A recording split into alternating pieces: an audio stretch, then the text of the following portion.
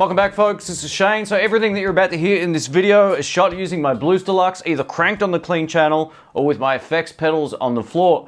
So just a couple of days ago, I purchased a 50s Original Series Telecaster from Fender, and this is just an unreal guitar. And I'm going to put it up against my guitar of about 10 years, the 52 Reissue Telecaster. We're going to see how they compare. Now, obviously, I've had some mods done to this. I've done it myself. I put the Joe Barton and Danny Gatton pickups in there. I've had the stainless steel frets put in after I wore down the originals. And I've also changed up the tone and volume pots and put CTS ones in there. Not CTS, Emerson Pro pots, sorry. So they were CTS originally. Emerson Pro pots are in there now. So throughout this video, we're going to hear the same tones on both guitars. And we're going to see how close or similar or different they sound, but I'm also going to tell you how they feel to play as well, because they are quite different. Even though they look identical to each other, except the new one looks way cleaner, they are quite a bit different, not only in weight, but also in the shape of the neck. And just, there's a few things about each of them that I really like. So we're going to test this out, both clean, dirty, and see what kind of sounds we can get. So let's do it.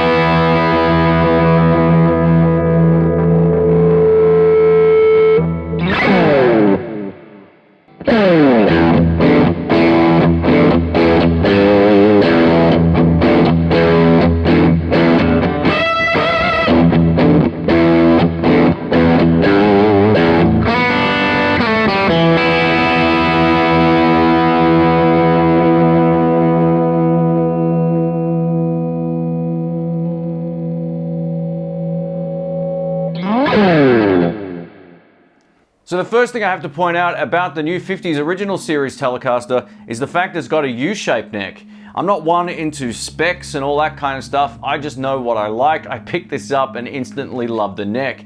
It's exactly how I felt about the 52 Reissue Telecaster, which is a slightly thinner neck. This is much fatter, even down towards the headstock, than pretty much every other Fender guitar you'll pick up. There might be some necks that are bigger than this in a Fender, but it's pretty big. But it's still nice and comfortable to play. It's not too over the top, and I really dig that. One of the key differences visually on the back of the neck is this one has just pretty much like a clear gloss finish, whereas the 52 Reissue Telecaster from about 10 years ago has the vintage finish. Now, I think this looks spectacular, but the piece of wood on this one is actually slightly nicer. We get some flamed kind of maple through the, I don't know if that was intentional, like this was supposed to be a flame maple neck or not, but it definitely does look really nice up close, and I'll show you some overlays of that.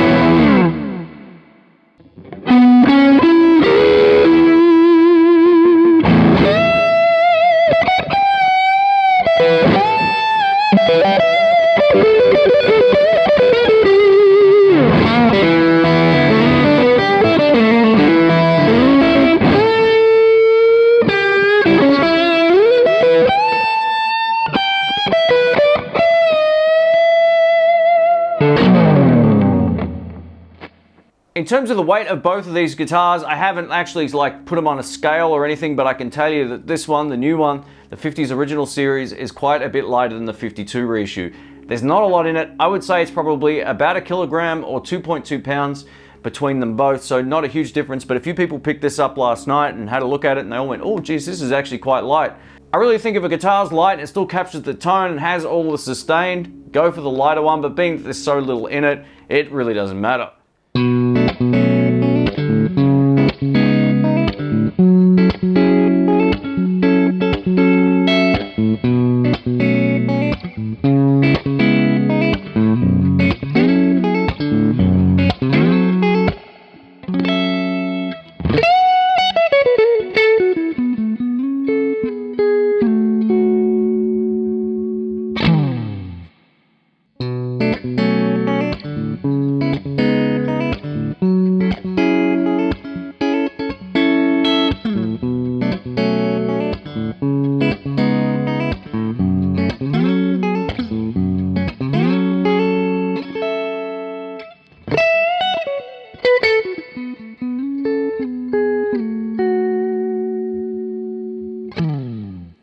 When I first purchased this 52 Reissue Telecaster from Hate Street Music in San Francisco, it came wired the way that you probably don't want it as a modern guitarist. It came with the neck pickup with the tone control completely wound off, so it just sounded muffled and weird.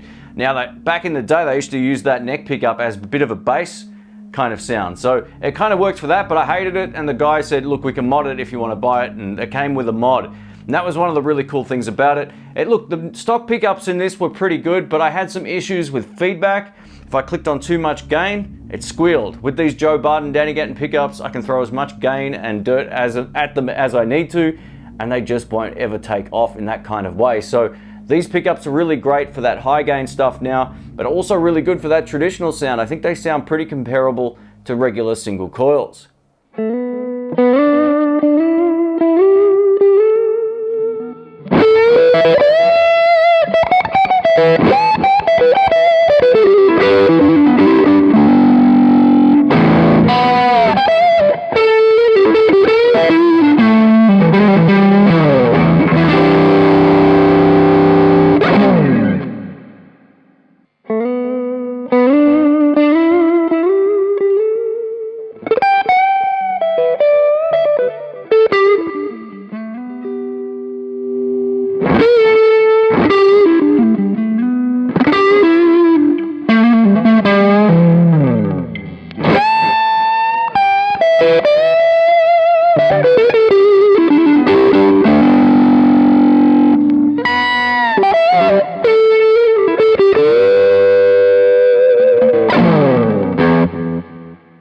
Back to the 50s original Tele now, and this comes loaded with single coil pickups.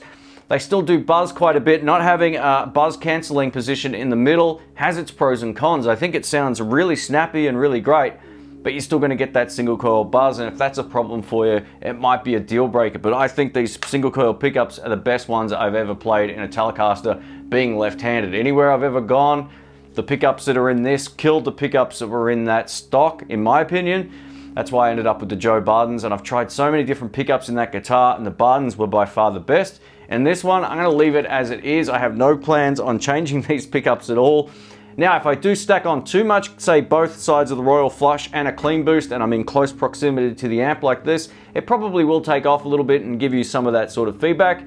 But it's so usable, and I find with this guitar, even if I throw both channels of the overdrive on, it still sounds nice and clear, and all the top end is there. Whereas the 52 Reissue Telecaster with the Joe Bardens kind of gets a little bit gnarly, and I kind of like that. So having, you know, the traditional kind of sound and something that I can use in a different situation is going to be great.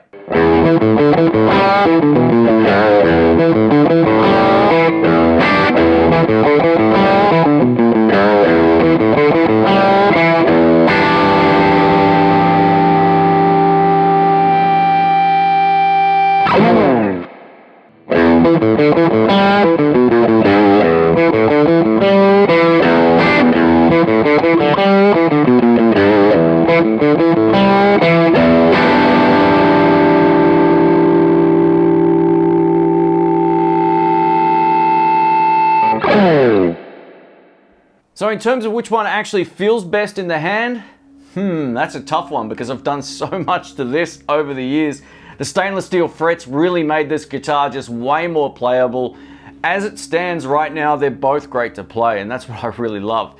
I'm starting to really dig this U-shaped neck on the 50s original. There's something about it just feels really epic in the hand. This just feels great too. It's like putting on an old pair of shoes versus, you know, lacing up a new pair of shoes, whatever the analogy is. But yeah, they both feel really good. There's just something about this new one that I really dig the neck on. But you know, in a pinch, depending on the gig, if I'm playing somewhere where it's notoriously noisy when you plug in an electric guitar or single coils, I'm still going to take this. You're going to see both of these on the channel. I guarantee this, in 10 years, I'll still have them both, unless, heaven forbid, something gets stolen or something like that. But I don't plan on getting rid of either of these. These new series of guitar, as it is just straight off the shelf, is a much better guitar than this was when I first bought it. And I love this guitar and I still love it, but I've done so much to it over the years that I really feel like just as a playable instrument straight off the shelf, this is really great. I'm gonna give a shout out here to Robert Baker. You need one of these, mate. Go try them out. You need a Tele.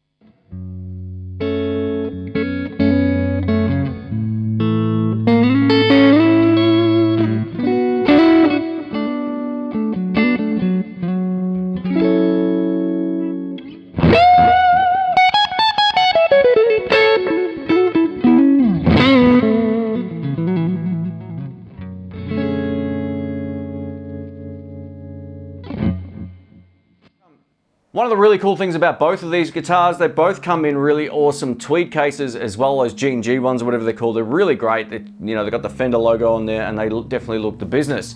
Now, one of the things I have to point out is over the years, Fender are getting more and more sort of skimpy with stuff, and I noticed when I opened the case expecting to find some goodies under the latch, there was hardly anything in the new guitar's case. In this one, I actually got one of those plates you could put over the actual bridge pickup to give it that sort of authentic look of back in the day. It also came with a 6-saddle bridge as well, so you could replace this 3-saddle brass bridge with the 6-saddle one if you so choose, and I've got that as well. But I really like these 3-saddle bridges. I just think they look good. I don't really have any problems with intonation or them doing anything weird, so for me personally, I'm going to leave the new one the way that it is. But it was cool to get those kind of things in the actual case. This new one just came with a black sort of plastic bag, which I haven't opened. Maybe we should do that actually. Let's do it. So this is what I got with the 50s Original Series guitar. We get some keys for the case, which I'll never use. Oh, you know what? I stand corrected. We do get one of these. Let's put it on. Wow, I didn't actually think it came with one. So if you want to get that look, you can definitely do it on the new guitar. And that's cool that I got one with the 52 as well. So I got a couple of these now.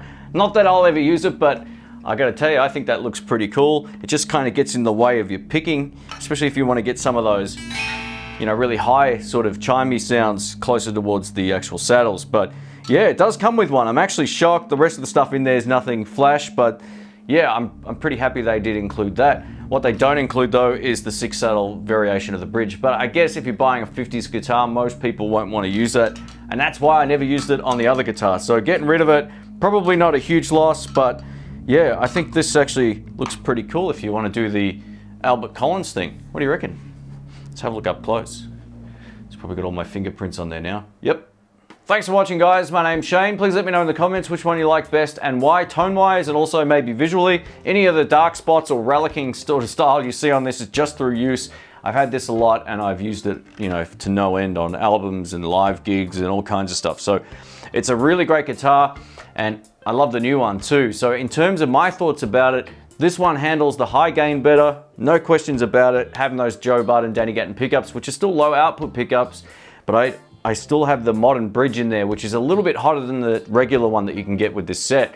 I just think it handled the gain better and also gave me a little less distraction with the buzz and all that kind of thing as well. Now, in terms of sustain, they were both pretty awesome. Even with these pickups, even with the original sort of single coil pickups, both of them did an extremely good job at holding notes. I gotta tell you though, after playing this live, it looks funny with this on, after playing this live last night, I think this might be the best live sustained tone I've got. My little Crow can do that as well. I can hit notes with that and it will just hold on forever. But I really enjoyed playing this live last night and having it at gig volume. I had it at gig volume in this room, but after comparing them, the sustain is very, very similar, but there's something about the sustain on this that just really, really sings. It's about the feedback, but you can kind of work it a little bit better. Whereas the Bardens will kind of just get there. It's a different sort of feel thing. But overall, man, both these guitars, I really dig them. They've both got the same type of tuners and everything like that as well. But yeah, let me know what you think. My name's Shane. Thanks again for watching. If you missed my new Guitar Day video that I shot for that, I'll leave a link up in the cards and you can check that out. But you can take away from this video whatever you like, but I thought a lot of people might be interested to sort of hear how they sound back to back, even though one's, I guess, vastly different now with the pickup combination I'm using and all that kind of stuff versus how it was originally. But yeah, both are great. So let me know what you think. Thanks again for watching. Catch you soon.